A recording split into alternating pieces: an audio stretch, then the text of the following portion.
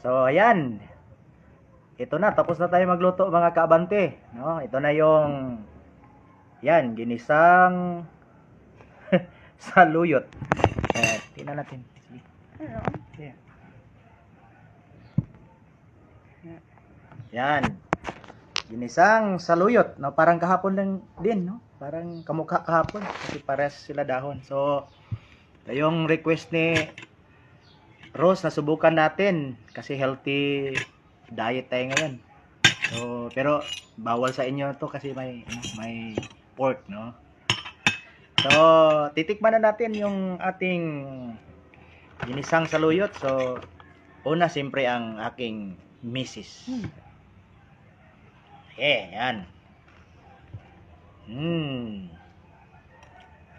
Yan.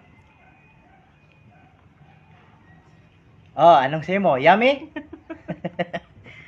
Yan. So, mo naman.